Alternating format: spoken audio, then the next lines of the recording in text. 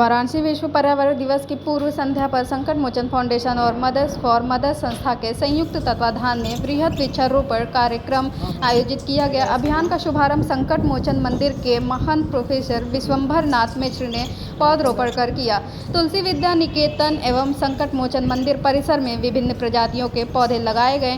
कार्यक्रम का उद्देश्य पर्यावरण संरक्षण, हरित क्रांति को बढ़ावा देना तथा छात्र छात्राओं को पेड़ों के महत्व के प्रति जागरूक करना रहा।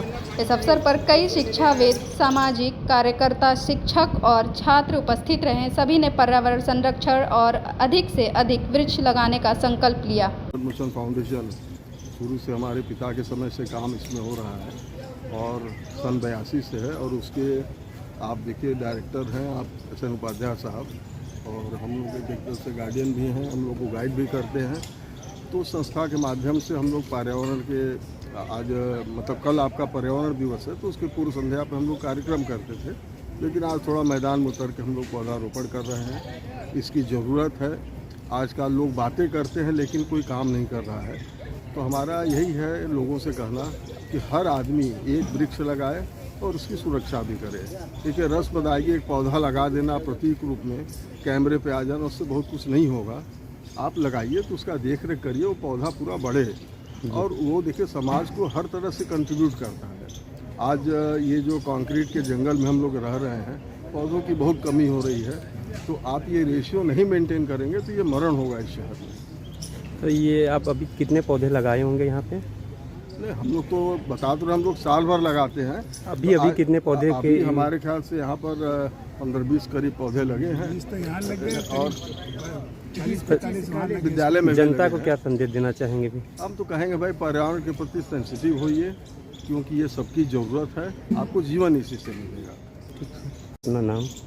मैं प्रोफेसर सिद्धनाथ उपाध्याय काशी हिंदू विश्वविद्यालय से सेवानिवृत्त केमिकल इंजीनियरिंग का प्रोफेसर हूँ जी, और Sankat Mochan foundation Goswami Tulsidas education society से जुड़ा हुआ हूँ। तो ये पर्यावरण पौधा है, इसका क्या महत्व, क्या विचार है? देखिए पौधों में सनातन धर्म के जो मानने वाले हैं वो मानते हैं कि तीनों देवता त्रिदेव, जड़ों में ब्रह्मा, तन में विष्णु और शाखाओं में शिव।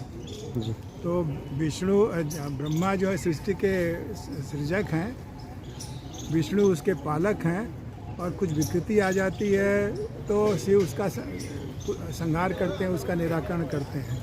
तो जो पतझड़ वगैरह होता है एक तरह का निराकरण समझ सकते हैं। जो तना मोटा होता है, शाखाएं बढ़ती हैं तो वो विष्णु का रूप लेती हैं और जड़ ब्रह्मा का रूप है।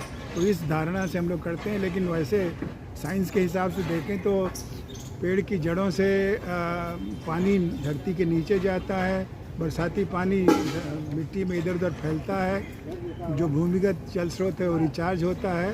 शाखाओं पर तरह तरह के जीव जंतु रहते हैं। बरगद के पेड़ में या पीपल के पेड़ में तो करीब 36-35 प्रकार की जीव जंतु रहते हैं। तो एक तरह से बायोडाइवर्सिटी का जो बचाव है उसको सुरक्षा देने का कार्य है वो भी वृक्ष करते हैं।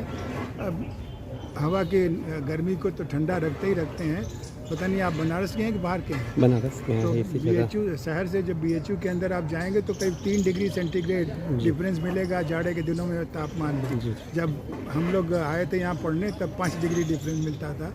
अब BHU में भी थोड़े पेड़ कट गए हैं और बड़ी बड़ी बिल्डिंगें बन गई चारों तरफ तो कम हो गया। लेकिन अभी भी BHU का तापमान शहर के तापमान से 3 डिग्री नीचे रहता है जाड़े के दिनों में। तो ये लाभ वृक्षों के कारण है, क्योंकि वहाँ वृक्ष बहुत हैं। DLW में भी यही स्थिति है, वहाँ भी वृक्ष बहुत है।